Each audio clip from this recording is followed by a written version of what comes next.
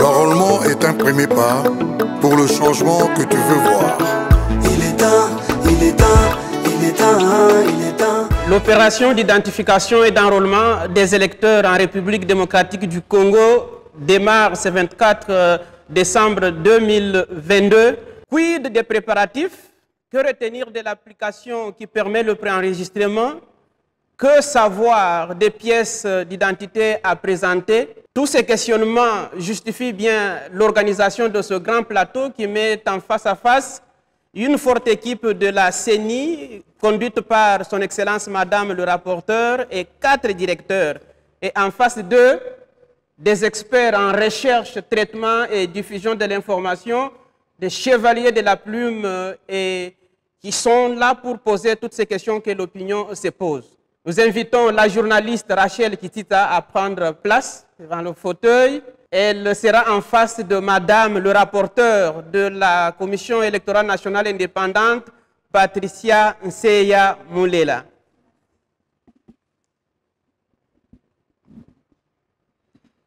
Sans plus tarder, Madame Rachel, vous avez la parole.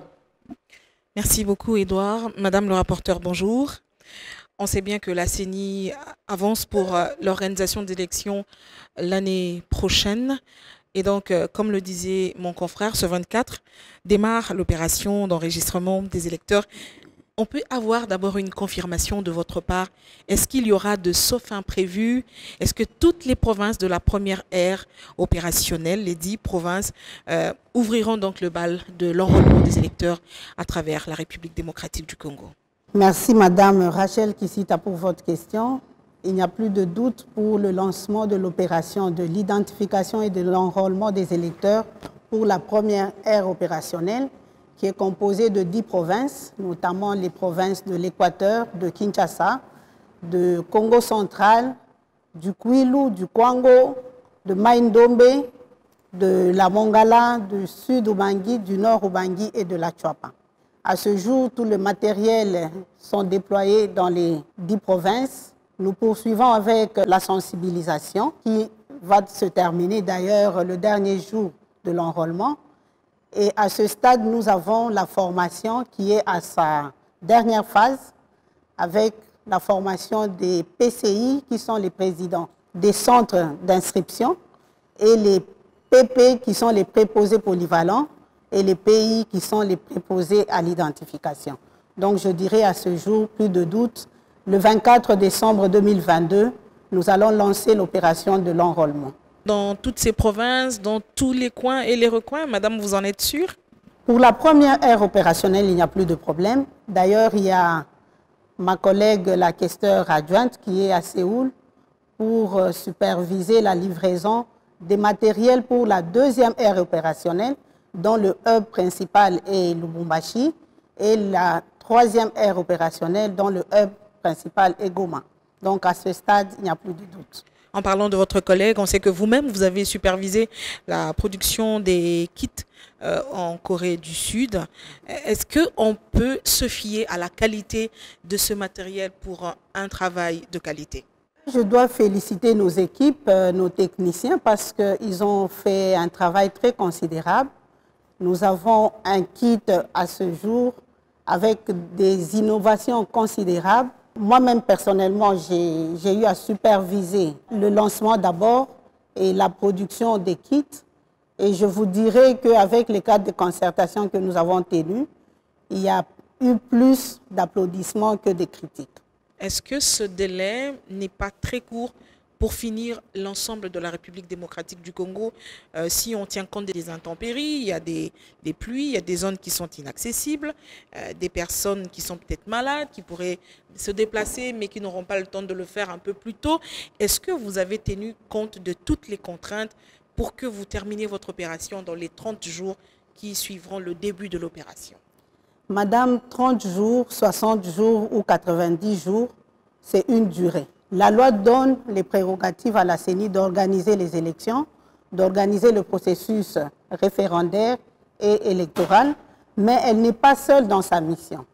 Il y a les parties prenantes, notamment la société civile, les partis politiques, les confessions religieuses, les observateurs, les témoins et vous les journalistes.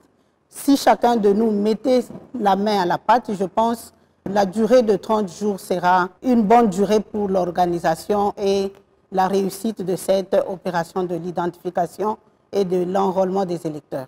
Vous êtes une femme, un appel à toutes ces femmes qui vous suivront, qui sont peut-être fatiguées de la marche de la nation aujourd'hui, qui se disent mais pourquoi encore s'enrôler? Est-ce qu'on s'enrôle uniquement pour voter ou on peut s'enrôler pour obtenir sa carte d'électeur? Les deux s'enrôler pour obtenir sa carte d'électeur.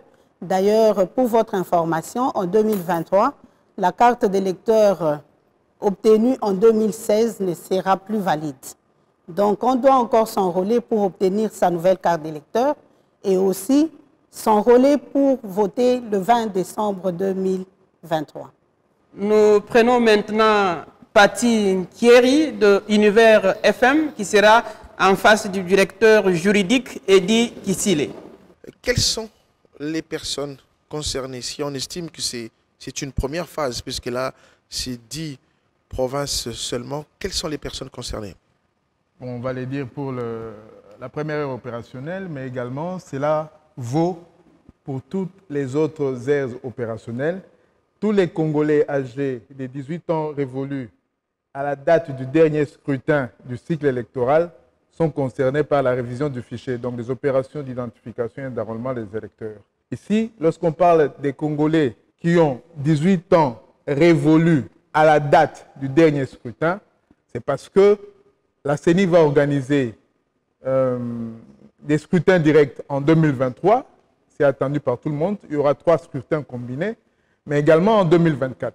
Voilà pourquoi il est dit, lorsqu'on parle des Congolais qui auront 18 ans révolus à la date du dernier scrutin, pour mieux comprendre ça, il faut dire les Congolais âgés ou non qui sont nés au plus tard le 31 décembre 2016. Il s'agit notamment des anciens enrôlés de 2016-2018, des personnes majeures non enrôlées en 2016-2018, des nouveaux majeurs, comme nous l'avons dit tantôt, nouveaux majeurs et les personnes non encore majeures au moment de l'identification et de l'enrôlement, mais qui sont nées au plus tard le 31 décembre 2006. Ces personnes devront apporter des pièces, on le sait. Quelles sont les pièces à apporter aujourd'hui quand on sait que c'est aussi difficile en République démocratique du Congo d'avoir certaines cartes au regard du retard de l'administration aussi? Quels sont les documents ou les pièces à apporter pour se faire enrôler, pour justifier qu'on est réellement congolais? Parce que c'est ça aussi le problème. Oui, les personnes qui sont majeures, comme on l'a dit tout à l'heure, lorsqu'elles vont se rendre dans les centres d'inscription, pour justifier de leur identité, leur âge et leur nationalité, ils devront se munir de l'une ou de l'autre pièce que nous allons énumérer. Il s'agit soit de l'acte de naissance ou sa copie certifiée conforme, ou encore le jugement supplétif à l'acte de naissance. Une autre pièce, le certificat de nationalité ou l'attestation en tenant lieu, ou encore, ça on l'a dit, la carte d'électeur délivrée en 2016-2018. Nous disons délivrée par la CENI, parce qu'il existe également des cartes d'électeurs que les gens ont pu avoir, qui ont l'apparence des cartes authentiques, mais qui n'ont pas été délivrées par la CENI. La CENI pourra détecter tout ça?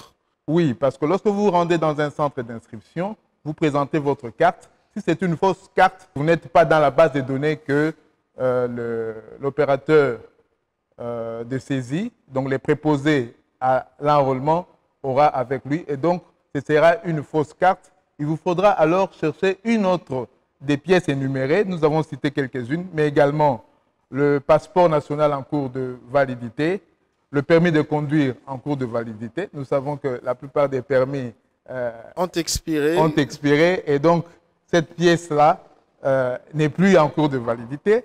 La carte d'étudiant ou d'élève en cours de validité, l'ordonnance du président de la République conférant la nationalité par naturalisation ou les livrets de pension congolais délivrés par la Caisse nationale de sécurité sociale. Alors, vous ne pensez pas que c'est un peu trop, ces documents? Mais en réalité, le législateur a tenu compte du fait qu'aujourd'hui, le Congolais n'a pas une carte d'identité. Et donc, on a essayé d'étendre le champ pour donner la chance à tout le monde de pouvoir présenter une pièce.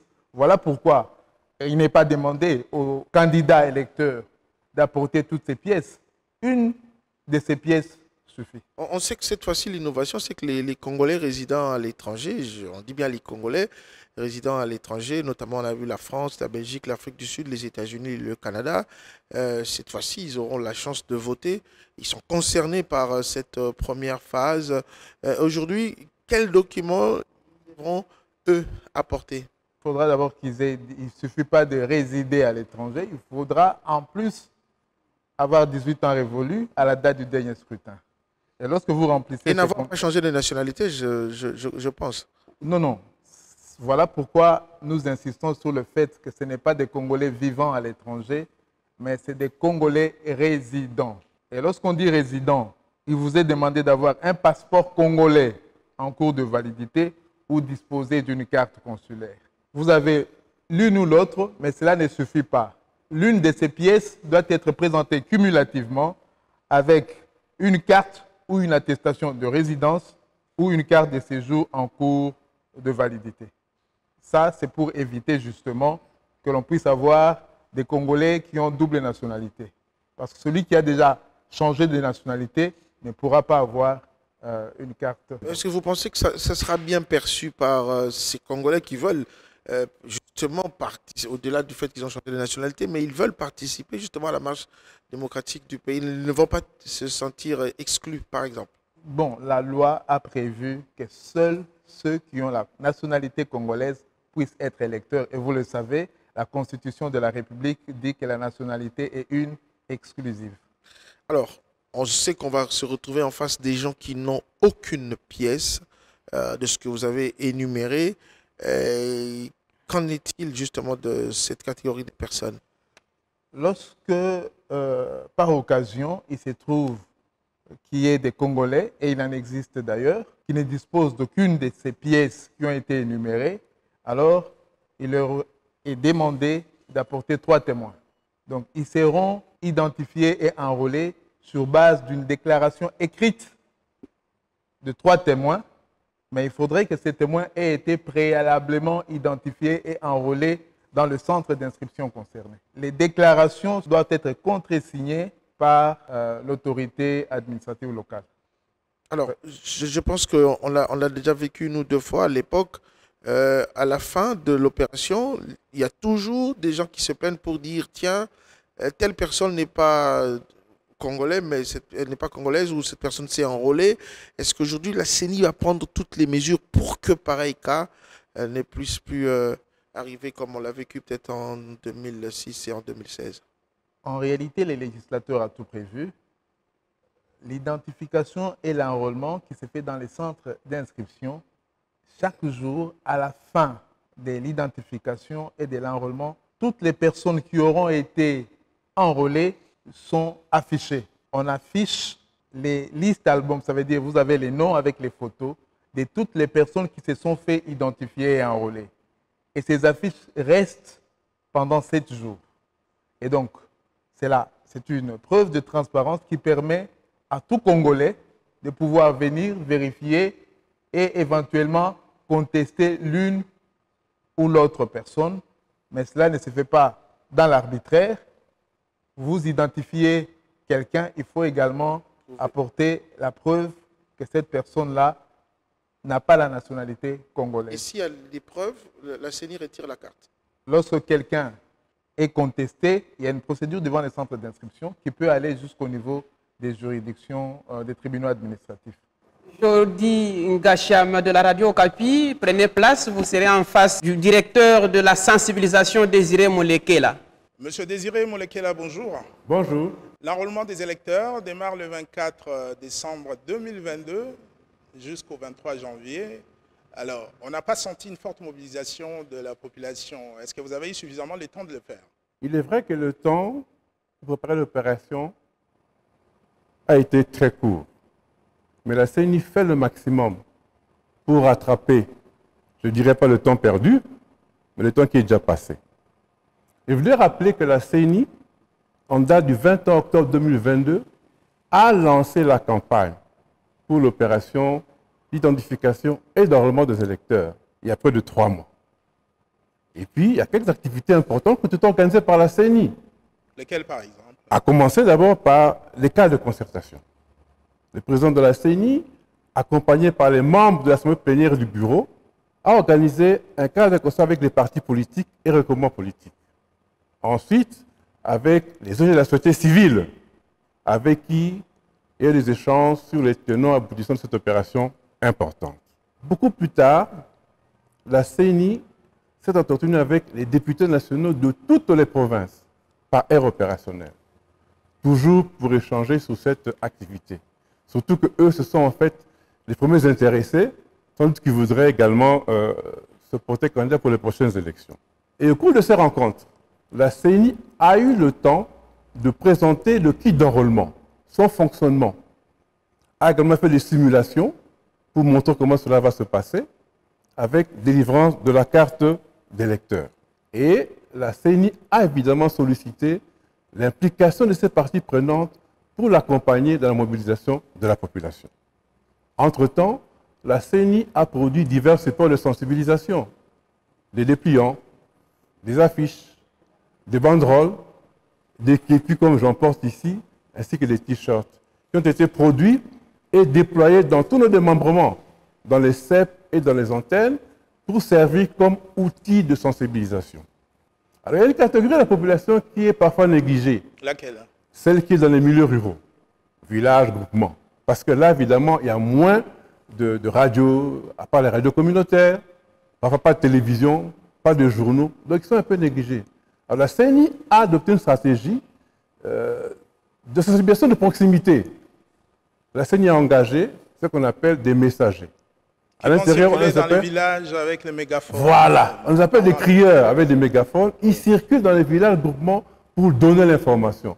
Dire qu'il y aura un enrôlement à telle date, voilà ce qu'il faut faire, il faut y aller. Donc c'est quand même un aspect important qui a été mis. Ensuite, pendant que la campagne continue aujourd'hui, elle va continuer également après le début de l'enrôlement des électeurs jusqu'à la fin.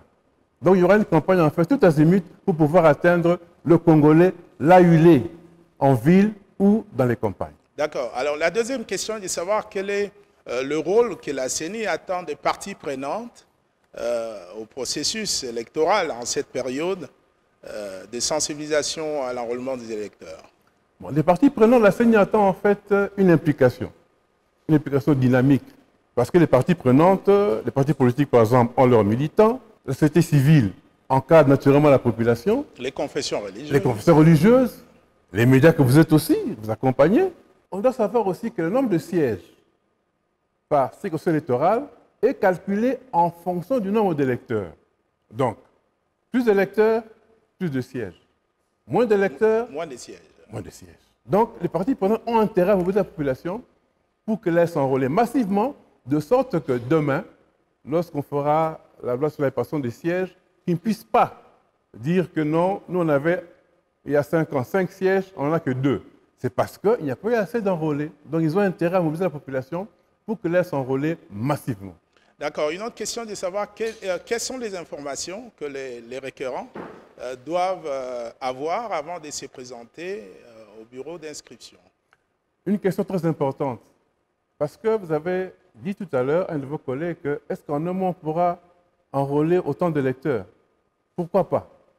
Parce que souvent les électeurs traînent lorsqu'on devant les proposants à l'identification pour donner les informations qu'il a. Surtout quand il faut parler des villages d'origine, etc., voilà. Territoire.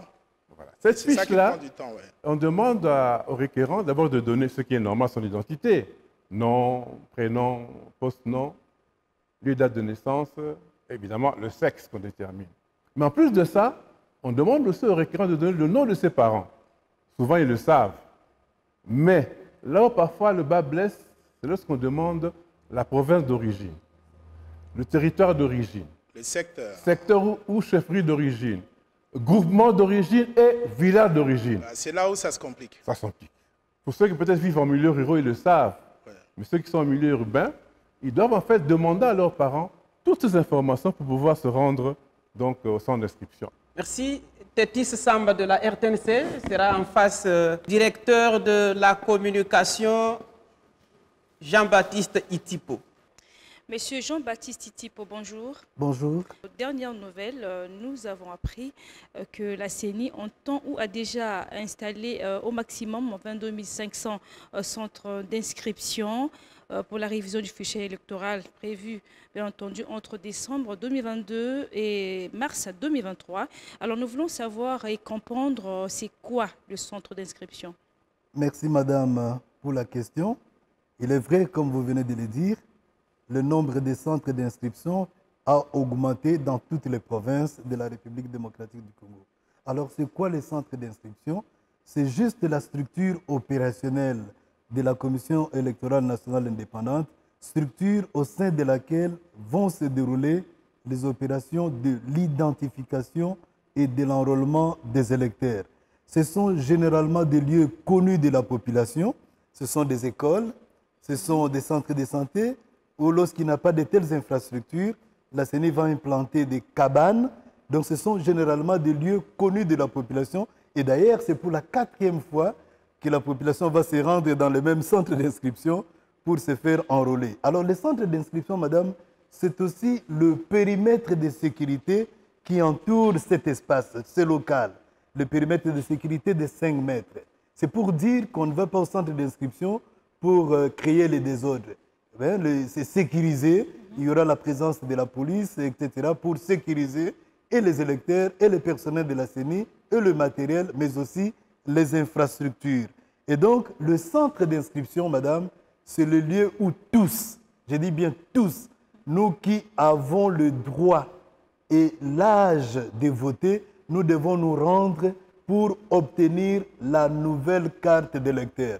Donc, ne restez pas chez vous à la maison. Vous devez vous rendre au centre d'inscription le plus proche de votre résidence, à l'intérieur de votre commune, si vous êtes dans le milieu urbain, ou à l'intérieur de votre groupement, si vous êtes dans le milieu rural. Est-ce qu'un électeur peut s'enrôler plus d'une fois? Non, madame, c'est strictement interdit. Il est interdit, et là je m'adresse surtout aux jeunes, il est interdit de se faire enrôler plus d'une fois. Un électeur, une seule voix, et donc le nom d'un électeur ne peut s'afficher qu'une seule fois dans les listes électorales. Il est strictement interdit de se faire enrôler plus d'une fois. Cela constitue une infraction parce que la CENI va vous dénicher. Il y a ce qu'on appelle le dédoublonnage. À la fin, vous pouvez avoir, vous vous faites enrôler à Kinshasa, dans la commune de Kimbaseke, vous allez là dans la commune de Ngaba, vous allez à Mongafula, vous allez à Kassangoul, vous allez à Kikwit. On finira par vous dénicher et la CENI est en droit de vous traduire en justice. N'osez jamais le faire. Un électeur, une seule carte d'électeur, une seule voix. 30 jours. Alors 30 jours seulement pour enrôler plus de 50 millions d'électeurs. Alors, on voulait savoir si est-ce que c'est possible, si oui, et qu'est-ce que la CENI a prévu pour faciliter cette opération si délicate? Merci, madame, pour cette question. Lorsque le président de la CENI a publié le calendrier, n'est-ce pas, électoral, il a dit que c'est un défi que nous nous lançons collectivement. Et au début de cette émission, son Excellence, madame le rapporteur, a dit 30 jours, 80 jours ou 2 mois en plus. Ce n'est qu'une durée, madame. Et moi, je vous dis, si vous avez votre ancienne carte d'électeur 2016-2018 délivrée par la CENI, il suffit d'y aller avec cette carte-là et on va juste reprendre votre numéro national, n'est-ce pas? Votre identité va apparaître. Je ne parle pas des cartes d'électeurs confectionnées derrière les maisons ou par la fraude. Des cartes d'électeurs délivrées par la CENI, vous y allez avec votre numéro national, on peut facilement vous repérer et obtenir facilement vos informations. Richard Chako de la RTGA va être en face avec le directeur de l'informatique Yves Kota. Bonjour directeur Yves. Bonjour. Et en quoi consiste concrètement cette application? Merci monsieur le journaliste. PRERAP est une application téléchargeable sur les différentes plateformes Android et IOS, qui permet un enregistrement rapide des requérants à partir de n'importe quel endroit. Cela part du constat que le goulot d'étranglement dans les centres d'inscription se trouve généralement auprès de l'opérateur de saisie. Afin de faciliter le travail de l'opérateur de saisie, vous avez la possibilité en tant que requérant de pouvoir, à partir de cette application, enregistrer toutes les informations de là où vous serez. Et après enregistrement de ces informations selon une séquence donnée, un QR code sera généré à la fin. QR code, vous allez présenter auprès de l'opérateur de saisie du centre d'inscription afin d'obtenir votre carte d'électeur et de faciliter votre enregistrement.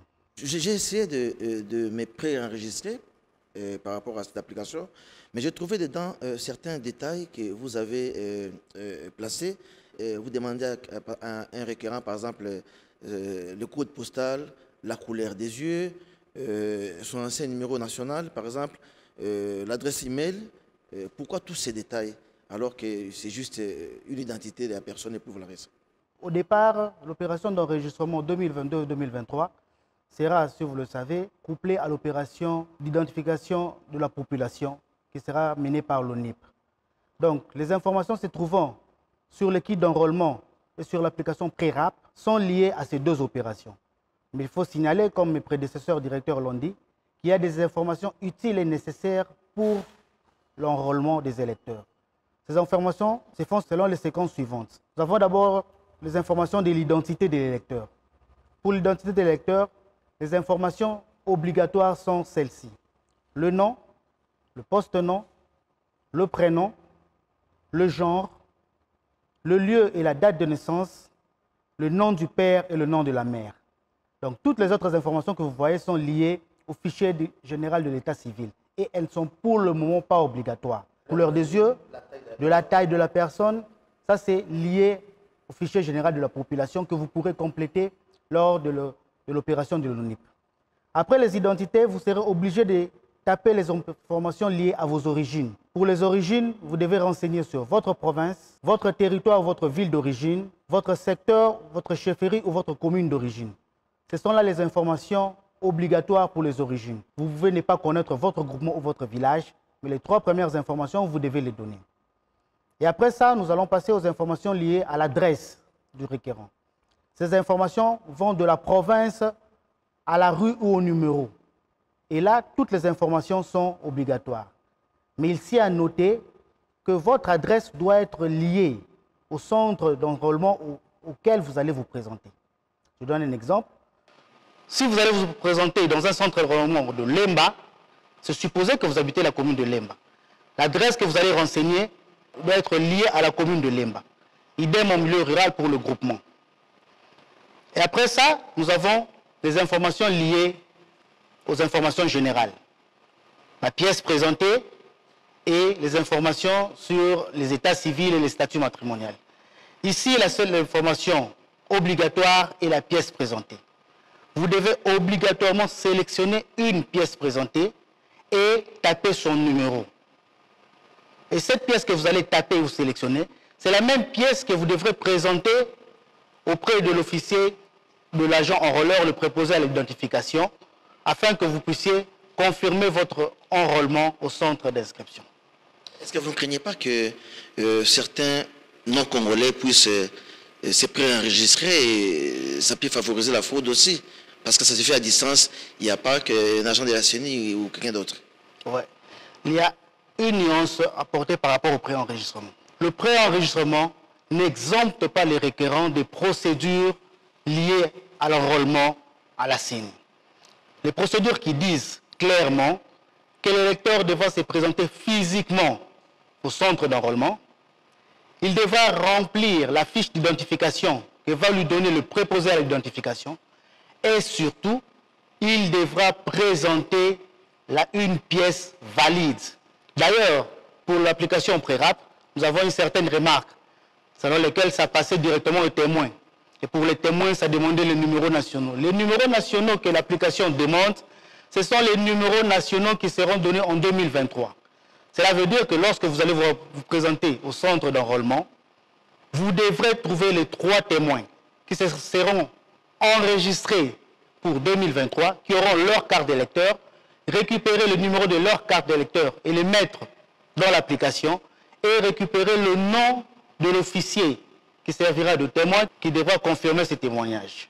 Donc, pré-rap ou pré-enregistrement rapide ne dispense pas le requérant des procédures normales fixées par la loi d'identification et d'enrôlement des électeurs. Vous voulez me dire que même si je me suis pré-enregistré, je dois aller toujours au centre d'inscription pour me faire enrôler? Exactement. Puisque même si vous êtes pré-enregistré, tant que vous n'avez pas encore votre carte d'électeur, vous n'êtes pas encore un électeur, vous n'êtes qu'un requérant. Vous devez vous présenter au centre d'enrôlement afin qu'on puisse capturer vos données biométriques. Je parle là des empreintes digitales, de l'iris et de la photo. Et surtout, vous devez présenter une carte valide auprès du préposé à l'identification. Et ce n'est qu'à l'étape de l'opérateur de saisie que vous allez présenter le QR code généré par votre préenregistrement afin de lui faciliter la tâche de récupérer automatiquement toutes les données que vous aurez saisies avant de venir au centre d'enrôlement. Une dernière question. J'ai mon smartphone, je vais me préenregistrer. Comment je peux procéder rapidement? Rapidement, les étapes pour se préenregistrer sont les suivantes. Vous devez d'abord, avec votre smartphone, vous connecter à une plateforme de téléchargement. Nous parlons généralement de Play Store, App Store. Téléchargez l'application qui ne pèse que 6 mégas. Ça ne vous prendra au maximum que 20 à 30 secondes. Après avoir téléchargé l'application, je dois signaler que l'application ne requiert aucun abonnement ni aucun paiement. Elle est totalement gratuite. Après avoir téléchargé l'application, vous pouvez même vous déconnecter d'Internet. Vous n'avez même plus besoin de pouvoir être connecté à quelconque réseau. Vous pouvez maintenant lancer votre application afin de procéder tel que je l'ai dit auparavant pour remplir vos identités. J'invite à présent la journaliste Bijou Idi de Digital Congo et on va clôturer avec Madame le rapporteur qui a certainement un dernier mot. Madame le rapporteur, quel est votre message à la population de 10 provinces? Le message est celui de demander à toute la population de s'empresser pour avoir sa nouvelle carte d'électeur. La carte d'électeur obtenue en 2016 ne sera plus valide. Donc on doit encore s'enrôler pour obtenir sa nouvelle carte d'électeur et aussi s'enrôler pour voter le 20 décembre 2023. Merci à l'équipe de la CENI, merci aux journalistes, merci. L'enrôlement est un premier pas pour le changement que tu veux voir.